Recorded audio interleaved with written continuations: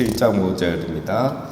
내 하나님이 내 마음을 감동하사 귀족들과 민장들과 백성을 모아 그 계보대로 등록하게 하심으로 내가 처음으로 돌아온 자의 계보를 얻었는데 거기에 기록된 것을 보면 옛적에 바벨론 왕 느부갓네살에게 사로잡혀 갔던 자들 중에서 노임을 받고 예루살렘과 유다에 돌아와 각기 자기들의 성읍에 이른 자들, 곧 이제 7절부터 이렇게 이름이 나옵니다.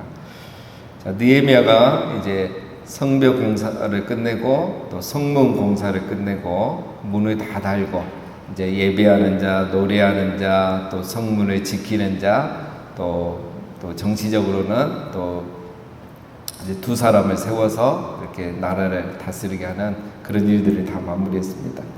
자, 그렇게 일을 다 마무리하고 있을 때 이제 느헤미야가 하나님의 감동을 받고 이제 인구조사를 합니다. 인구조사. 그러니까 그렇게 해서 이제 인구조사를 하는데 이제 바벨론 포로에서 처음으로 돌아온 자들의 계보를 얻었다 이렇게 하죠. 그래서 처음으로 돌아온 자들의 계보란 것은 1차 귀환 자들의 명단을 말합니다.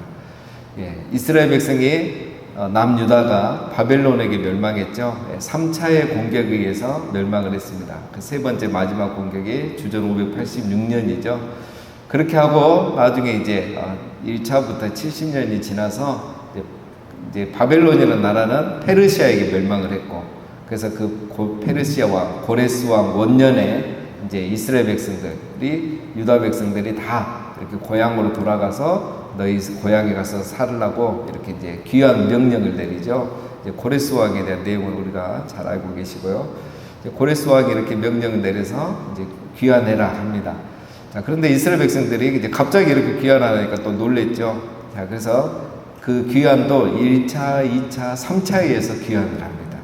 그래서 1차는 수르바벨과 함께 약 5만 명 정도가 귀환을 하고, 2차 귀환은 에스라와 함께 또 소수의 사람들이 귀환을 하고, 그리고 3차 귀환을 할 때 느헤미야가 이제 인솔에서 오면서 이렇게 함께 사람들을 데리고 옵니다. 여기는 이제 얼마나 왔는지는 구체적으로 기록은 없는데, 이렇게 해서 1차, 2차, 3차에 나눠서 귀환을 했고, 느헤미야가 이제 3차에 귀환했다는 겁니다. 1차와 2차 귀환은 기간이 얼마나 걸리냐면 1차와 3차 사이는 약 100년이에요. 100년. 그러니까 이스라엘 백성들이 나중에 얘기하겠지만 많이 안 돌아왔다는 거예요. 빨리빨리 안 왔다는 거예요. 이유가 다 있겠죠. 자, 어쨌든 이제 3차에 왔던 느헤미야가 100년 전에 1차 때 돌아왔던 사람들의 계보를 얻게 된 거예요. 그 기록과 자료를. 그래서 인구조사하는데 훨씬 더 수월하겠죠. 자, 다윗도 인구조사를 한번 한 적이 있습니다. 물론 그때는 인구가 엄청나게 많았죠. 그런데 다윗은 그때 왜 인구조사를 했습니까? 교만한 마음을 했죠. 사단이 주는 마음 때문에, 내 백성이 얼마나 많은가, 우리나라가 얼마나 큰가, 내가 그동안 얼마나 잘했는가 한번 보자 해서 인구조사를 했다가 이제 징계를 받게 됐죠. 자, 그런 느헤미야는 하나님의 감동으로, 내 하나님이 내 마음을 감동하사, 하나님 주신 감동으로 오늘 인구조사를 하는 겁니다. 어제 우리가 살펴봤지만 이제 이 성은 크잖아요. 예루살렘 성은 큰데 그 안에 사는 백성은 작은 거예요. 그 70년 동안 다 흩어지고 많이 죽었어요. 그러니까 사는 인구가 없죠. 돌아온 사람은 뭐 1차, 2차, 3차 다 해봤자 몇만 명 되지도 않잖아요. 이렇게 인구가 없었는 거죠. 자, 그래서 인구조사를 먼저 해본 건데, 자, 1차 때 왔던 계보를 얻게 된다. 자, 하나님의 인도하심을 받으니까 어떻습니까? 일이 순조롭게 되는 거죠. 자, 느헤미야의 특징 중에 하나, 우리가 이제 뭐 느헤미야 성경 공부하시는 분들은 알겠지만, 느헤미야의 특징 중에 하나, 좋은 리더십 중에 하나가 항상 하나님의 인도를 받아서 일을 한다는 거. 그냥 즉흥적으로 뭐 하고 싶어서가 아니라 기도하고 이게 하나님의 뜻과 인도하심이 있는지 확인하고 하는 게 느헤미야입니다. 그래서 페르시아에서 유다로 이렇게 성벽 공사하기 위해서 올 때도 어떻겠습니까? 그냥 소문 듣고 정보를 듣고 이렇게 심각하단 말이야. 그럼 내가 가겠지 하고 바로 짐 싸서 오지 않았죠. 수일 동안 기도하고 금식하고 또 왕이 허락해 주기를 기도하고, 그러면서 왕도 허락해 주고 자기도 좋은 마음으로 이렇게 다 하나님 뜻을 확인하고 왔단 말입니다. 느헤미야는 이렇게 항상 하나님의 인도하심을 받는 그런 리더십이 있습니다. 자, 그 다음에 이렇게 인구조사를 하는 목적이 뭐냐? 왜 갑자기 1차 인구조사부터 하느냐? 3차도 아니고. 자, 이건 중요한 의미가 있죠. 자, 지금까지 이 모든 성벽 공사 또, 그리고 여기에 있는 우리 모든 사람들, 1차에 왔든 2차에 왔든 3차에 왔든, 우리 모두는 하나의 연속성이 있다는 것을 찾아내는 겁니다. 그렇죠? 인구조사는 뿌리를 찾는 거잖아요. 그래서 우리나라가, 유다가 586년에 멸망하고 끝난 게 아니고, 그 백성들이 포로로 잡혀갔고, 그 백성들이 다시 이곳으로 왔다는 거죠. 그리고 우리는 같은 민족이라는 겁니다. 그래서 연속성이 있는 거죠. 우리가 페르시아 사람도 아니고 우리는 다 이스라엘 백성이다. 그래서 7절 마지막에 보면은 이스라엘 백성의 명수가 이러하니라. 그래서 이스라엘 백성이라는 걸 강조하죠. 우리는 페르시아 백성이 아니라 하나님의 백성들, 언약의 백성들이다. 그래서 이 정체성을 심어주기 위해서 이제 이 조사를 하는 겁니다. 왜 우리가 포로로 잡혀갔고 왜 다시 귀환하게 됐는지, 그래서 우리는 앞으로 어떻게 살아야 되는지 이걸 이제 교육하는 거죠. 그래서 이제 뒤에 나오는 또 종교개혁이 가능한 겁니다. 우리는 말씀대로 살아야 되는 백성이다. 말씀대로 살지 않다가 멸망해서 포로로 잡혀갔고 하나님이 긍휼히 여기서 말씀대로 약속대로 다시 우리를 귀환하게 주셨는데 우리가 여기서 또 엉망으로 옛날처럼 살면 안 된다. 그래서 느헤미야가 마지막에 또 말씀으로 이런 종교개혁을 한 번 더 일으킵니다. 자, 그래서 이 정체성은 굉장히 중요한 거죠. 그래서 느헤미야가 그걸 심어주기 위해서 오늘 이 일을 하는 겁니다. 자, 7절. 스룹바벨과 예수아와 느헤미야와 아사랴와 라마와 하마니와 모르드게와 빌삼과 미스베렉과 비그에와 느음과 바나와 함께 나온 이스라엘 백성의 명수가 이러하니라. 자, 7절까지는 우리가 읽어보겠습니다. 자, 여기에 보면 7절은 1차 귀환 인솔자, 그래서 12명의 지도자 이름입니다. 12명의 지도자 이름과 그리고 이제 8절부터 보면 이제 일반 백성들의 명단이 이렇게 쭉 나옵니다. 자, 1차 귀환은 여러분 누가 했다고 했죠? 7절에 나오는 스룹바벨이 인도합니다. 스룹바벨이 대표적인 인솔자이고 그와 함께 왔던 인솔자가 누구냐면 또 대표적인 사람이 예수아입니다. 예수아는 이제 마지막 제사장이었던 요사닥의 아들입니다. 스룹바벨과 예수아는 이제 이스라엘 백성의 정치 종교적인 분야에서 이스라엘 백성을 대표하는 그런 리더라고 할 수 있겠죠. 자, 이 사람들과 함께 나온 게 뭡니까? 이스라엘 백성의 명수가 이러하니라. 자, 여기 보면 이제 이스라엘 백성이라고 하죠. 이스라엘 백성. 그냥 유다 백성이라고 지금까지는 했잖아요. 왜냐면 북쪽 이스라엘은 멸망했고 이제 남쪽은 남유다라 이렇게 말하는데 그렇게 말하지 않고 이스라엘 백성. 여기서 이스라엘 백성이란 말은 언약 백성이라는 의미입니다. 언약 백성. 그래서 우리는 아브라함 때부터 아담 때부터 하나님의 언약 가운데 계속 이어오고 있는 그런 백성이다. 우리 페르시아 백성이 아니고 이스라엘 백성이다. 그래서 앞으로도 우리는 언약의 말씀을 붙잡고 살아갈 언약 백성이다. 이걸 강조하는 거죠. 자, 7절부터는 이제 12명의 지도자 이름, 그 다음에 이제 8절부터는 24절까지 가문별로 명단이 나옵니다. 가문별로. 스바랴 9절입니다. 8절입니다. 바로스 자손이 2172명이요. 스바랴 자손이 372명이요. 아라 자손이 652명이요. 바모압 자손 곧 예수아와 요압 자손이 2818명이요. 엘람 자손이 1254명이요. 자, 이렇게 해서 24절까지 계속 나옵니다. 그럼 대단하죠? 예. 이런 가문들은 200명, 2000명 막 이렇게 1000명씩 다 돌아온 겁니다. 그렇게 해서 이 가문별로 돌아온 사람이 얼마냐면 총 15,604명 이렇게 되어 있습니다. 예. 그렇게 쑥 내려오고요. 그 다음 25절로 넘어가면 자, 25절부터 38절은 지역별로 이렇게 명단을 또 정리한 겁니다. 25절을 보면 기브온 사람이 95명이요 베들레헴과 느도바 사람이 188명이요 아나도 사람이 128명이요 베아스마의 사람이 42명이요. 자, 이렇게 해서 이제 다 지명이죠. 기브온, 베들레헴, 우리가 많이 들어본 이름이죠. 다 아나도. 자, 이런 성읍, 지역에 따른 명단이 또 몇 명이 나오냐면 8,650명이 또 쭉 나옵니다. 예. 자, 이렇게 해서 38절까지 이어지는데요. 자, 왜 이 사람들은 가문을 따라 기록하지 않고 그냥 지역을 따라 기록했을까? 조상이 누구인지 그리고 그 후손이라고 이렇게 하면 되는데 어느 지역의 사람 몇 명, 앞에 사람하고 이게 중복되지 않은 사람 명단입니다. 이거는. 자, 왜 이들은 지역에 따라 기록을 했을까? 이거는 이제 가문을 정확히 밝힐 수 없거나 족보가 부정확한 사람이에요. 예. 족보가 부정확하다는 거, 정확하지 않다는 거죠. 예. 그러니까 이제 조상이 누군지 모르는 거예요. 족보가 없는 거예요. 70년 사이에 이게 잃어버린 거예요. 그리고 그 증명할 그게 없는 거예요. 그런 사람이 벌써 8,650명이에요. 그렇다고 해서 이제 이 사람들이 너희는 우리 백성 아니다 이렇게 할 수는 없잖아요. 예. 여기에 살고 있었던 사람이든 이제 주로 돌아온 사람이죠. 돌아왔는데 이제 그게 이렇게 증명이 안 되니까 그래도 이렇게 성읍에 따라 지역에 따라 분류를 했습니다. 자, 이렇게 해서 지도자들과 일반 백성들의 명단이 이렇게 나란히 기록이 된 겁니다.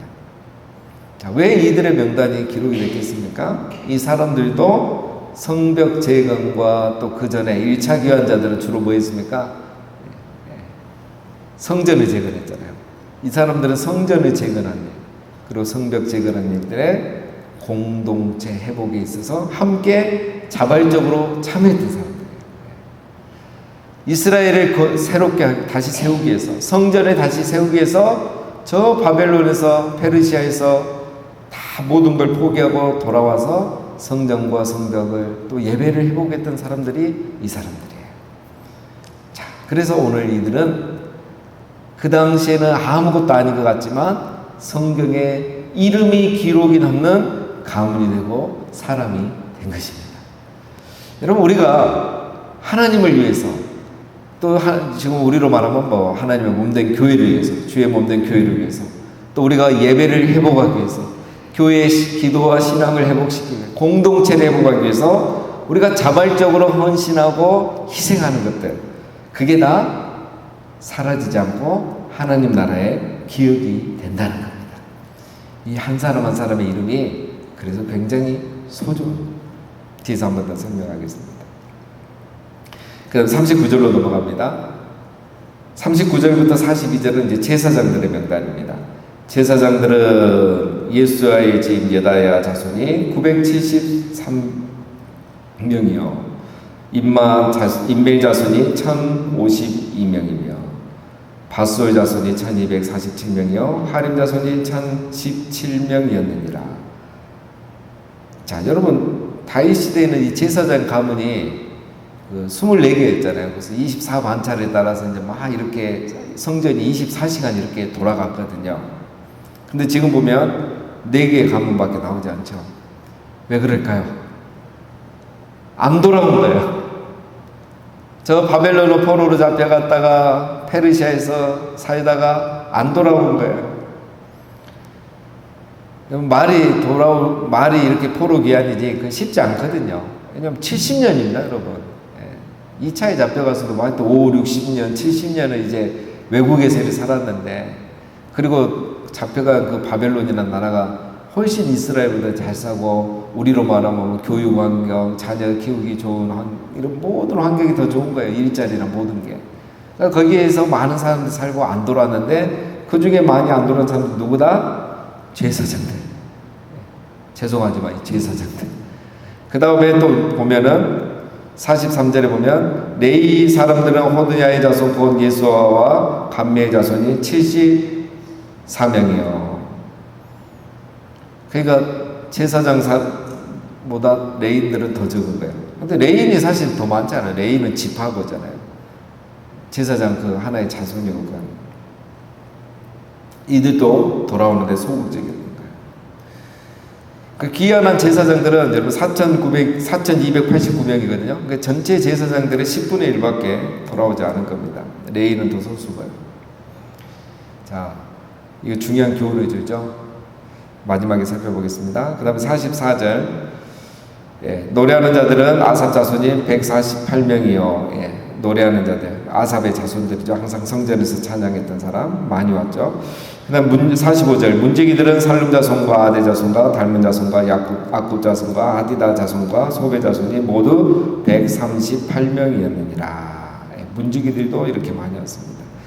46절에 느디님 사람들은 시아 자손과 하수바 자손과 답바옷 자손과 게로스 자손과 시아 자손과 바단 자손과 르바나 자손과 하가바 자손과 살메 자손과. 자, 여기 좀 몇 절 읽은 이유는 뭐겠습니까? 좀 생소한 이름들이죠. 예. 이 사람들은 누구냐면 성전에서 그 성전의 일을 도왔던 사람입니다. 허들의 일을 했던 사람들. 35명의 이름 나옵니다. 이 사람들도 여러분 35명이라고 했어요. 이 사람들은 이름이 생소한 이유가 있습니다. 다 이방인을 배경으로 하고 있어요. 그러니까 출애굽할 때 나왔던 그런 백성들부터 해서 늘 이제 이렇게 이방인들이 이제 이렇게 우리로 말하면 개종이죠. 이런 이방인들이 꽤 많았어요. 여러분 이 사람들도 어떻게 합니까? 그 바벨론에서 페르시아에서 돌아왔잖아요. 이런 사람들의 이방인의 이름도 이렇게 35명이나 기록이 되어 있습니다. 그 다음에 57절. 자, 57절부터는 솔로몬의 신하의 자손은 소대 자손과 소베레 자손과 브리다 자손과. 자, 이렇게 해서 60절. 모든 느디님 사람과 솔로몬의 신하의 자손이 392명이었느니라. 솔로몬 신하의 자손들도 이렇게 많이 온 겁니다. 자, 솔로몬 당시에 이제 강제 노역에 동원되었던 이방 사람들의 후손들이 바로 이제 57절에 나옵니다. 그러니까 이런 이방인의 배경, 그러니까 유대인으로 개종했던 사람들도 이렇게 많이 왔던 겁니다. 자, 그런데 물론 이제 퍼센테이지는 우리가 얼마인지 알 수 없지만, 자, 오늘 말씀 이제 여기서 정리하면 생각보다 제사장들, 레인들이 수가 너무 작은 거예요. 자, 여러분 이것들이 좀 의미하는 바가 있습니다. 부끄럽지만 오히려 이 결정적일 때, 중요할 때 리더들이 이런 모습을 보이는 경우가 많다는 겁니다. 그래서 여러분 우리 리더들은, 우리 직분자들은 자기 신앙을 항상 점검해야 됩니다. 직분을 신앙으로 착각하면 안 되는 거예요. 그게 바로 오늘 이 말씀 보여준 겁니다. 정말 유대 땅에 있을 때는 그렇게 누구보다도 열심히 예배하고 예배를 인도하고 말씀을 가르쳤던 사람들이 정작 이 말씀을 붙잡고 다시 돌아온 사람은 가장 적었다는 겁니다. 오히려 이방인의 후손들이 많은 거죠. 이들은 유대 땅에 와서 포로로 왔던, 노예로 왔던 이곳에서 하나님을 만나고 그 말씀 붙잡고 지금까지 살아오고 여기까지 귀환한 거예요. 그런데 오히려 제사장들, 레인들 더 안 되는 거예요. 이유가 있을 겁니다, 여러분. 예를 들면 목회자들이 이렇게 외국에 보면 많이 있거든요. 목회자들이 오히려 이런 사명을 떠나는 경우가 많아요. 왜 그럴까? 이 제사장 레인들이 왜 그랬을까? 근데 이건 제 생각이지만 여기서 힘들게 살잖아요. 이제 예루살렘 있을 때 멸망하기 전에는 어쨌든 희생도 많고 힘들고 또 고생하면서 사는 거예요. 직분 감당하기 위해서. 그러다가 이제 페르시아에 가서 거기서 제사도 없으니까 해당의 말씀 예배만 있으니까 세상을 보는 거죠. 편안해진 거죠. 안락해진 거죠. 그러니까 많은 사람들이 이제 사명을 잃어버리는 거죠. 그래서 우리 직분자들, 리더들은 항상 돌아봐야 됩니다. 직분이 신앙은 아니다. 하나님이 충성되게 여기셔서 직분을 주셨지만 그 직분을 내가 잘 감당하려면 항상 깨어있고 말씀에 굳게 서서 내가 신앙을 잘 점검하면서 직분을 잘 감당해야 한다는 것입니다. 자, 그 다음 마지막 한 가지는 귀환한 사람들이 여러분 다 귀한 사람들이에요. 여기 리더들은 12명이고 뭐 제사장, 레인 소수가 있지만 나머지 많은 백성들 있잖아요. 이분들이 정말 귀한 사람들입니다. 왜 그렇습니까? 바벨론의 그 평안한 삶을 버리고 고난의 삶을 선택한 거예요. 그 당시에 가장 강한 나라, 가장 잘 사는 나라, 거기서 벌써 50년, 70년이 흘렀으니까 자손이 어떤 사람은 손자까지 이렇게 3대가 벌써 번성했을 거란 말이에요. 그런데 그 모든 걸 포기하고 다시 내 나라로 돌아온다? 여러분, 지금 이 시대도 뭐 10년, 20년 살고 다시 이민 같은 사람들이 돌아온다는 너무 어려운 일이에요. 그런데 이렇게 한다는 것은 정말 귀한 겁니다. 자, 여러분, 이것이 신앙입니다. 진짜 신앙은 이겁니다. 돌아오지 않은 많은 제사장 레위인들, 그 사람들이 아니고 정말 이렇게 약속의 말씀 붙잡고 돌아온 사람, 이게 정말 진짜 신앙인 거죠. 그래서 이들은 말씀을 따라 움직인 거야. 하나님이 70년 만에 다시 돌아오게 해준다니까 그 말씀 붙들고 온 거야. 내가 내 이름을 이곳에 두고 영원히 떠나지 않겠다는 그 약속의 말씀. 예루살렘에 복이 있지. 예루살렘에 하나님이 계시는데 내가 바벨론 페르시아에서 아무리 잘 살면 뭐하니. 하나님의 약속의 말씀 여기 있고 하나님이 임재하는 곳은 이곳인데 예루살렘이 하나님의 발등상이고 그곳에 성전이 있는데, 그래서 돌아온 사람들이 바로 이 오늘 나온 명단의 사람들인 겁니다. 약속의 말씀을 붙잡고 예루살렘까지 왔던 이들이 오늘 이 말씀에 성경에 기록이 된 사람들인 것입니다. 사랑하는 여러분, 우리가 하나님의 확실한 약속의 말씀을 붙잡고 믿음으로 살아가면 우리의 이름도 저 하늘나라 생명책에 기록되어 있게 되는 줄로 믿습니다. 오늘 하루도 약속의 말씀 붙잡고 살아가시는 우리 모두가 되시기를 주님의 이름으로 축원드립니다.